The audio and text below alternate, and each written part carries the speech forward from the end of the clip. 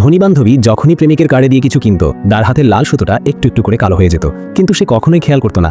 সে শুধু ধনী প্রেমিকের দেওয়া শপিংয়ের আনন্দে মেতে থাকতো, আর তার প্রেমিকও তার অতিরিক্ত খরচে কিছু মনে করতো না। কিন্তু যেদিন সে লাল সুতো খুলে ডাস্টবিনে ফেললো, সবসময় ভদ্র আর শান্ত প্রেমিকটা হঠাৎ বদলে গেল। সে সঙ্গে সঙ্গে রেগে গিয়ে চিৎকার করতে লাগলো।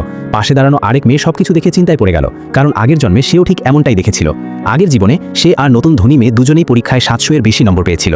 দুজনেই ছিংহুয়া বেদা বিশ্ববিদ্যালয়ের কাট অফ পার করেছিল, কিন্তু সিট ছিল মাত্র একটি। তাই তারা ঠিক করেছিল একসঙ্গে ফর্ম পূরণ করবে, ভাগ্যের উপর ছেড়ে দেবে। ফর্ম জমা দিতে যাওয়ার পথে পানি কিনতে গিয়ে তারা এক হিট স্ট্রোকে আক্রান্ত লোককে দেখতে পায়। মেয়েটি দয়া করে তাকে সাহায্য করেছিল, আর সেই কারণে সে ফর্ম জমা দিতে দেরি করে ফেলে। কিন্তু নতুন ধনী মেয়েটি সুযোগ নিয়ে একাই ফর্ম জমা দেয়। শেষ পর্যন্ত সেই ছিংহুয়াতে ভর্তি হয়। সে যখন গর্ব সিলেক্ট হওয়ার কথা বলছিল, হঠাৎ একটি বিলাসবহুল স্পোর্টস কার এসে থামে। তখন জানা যায় যাকে সে সাহায্য করেছিল সেই ছিল ধনী পরিবারের উত্তরাধিকারী। কৃতজ্ঞতায় সে সবার সামনে মেয়েটিকে প্রপোজ করে। শেষ পর্যন্ত মেয়েটি বড়লোকের স্ত্রী হয় আর হয়ে যায় সমাজের নামকরা ভদ্রমহিলা। কিন্তু নতুন ধনী মেয়েটি ছিংহুয়াতে পড়লেও দিনমজুরি করে পড়াশোনা চালাতো। অন্যদিকে মেয়েটি প্রতিদিন বিলাসী জীবন কাটাতো। এতে সে পাগল হয়ে যায়। বিয়ের দিন বড়লোক ঘোষণা করে তার 1000 কোটি টাকার কোম্পানি যৌতুক হিসেবে দেবে।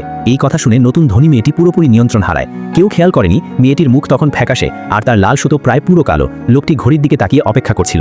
হঠাৎ নতুন ধনী মেয়েটি এগিয়ে এসে ছুরি দিয়ে তার পেটে আঘাত করে। মেয়েটি মারা যেতেই লোকটি আতঙ্কিত হয়ে চিৎকার করে, আর একটু হলেই হতো।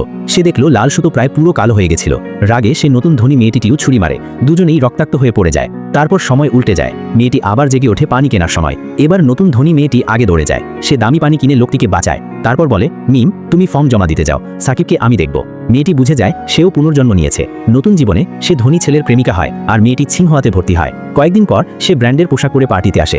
দামি খাবার, লাখ টাকার ওয়াইন সব নিজে দেয়। সে অহংকার করে বলে, কিন্তু মেয়েটি দেখে তার লাল সুতো কালো হচ্ছে।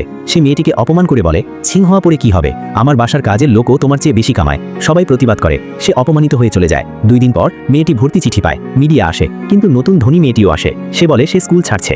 বলে, আমি শীঘ্রই কিন শাওর স্ত্রী হব। তার গয়না দেখিয়ে বলে সব দামি। তখন মেয়েটি বলে, তোমার সবকিছু এত দামি, তাহলে এই কুৎসিত লাল সুতো কেন? সবাই সন্দেহ করে। সে বলে ভুলে পড়েছিল। তারপর লাল সুতো ডাস্টবিনে ফেলে দেয়।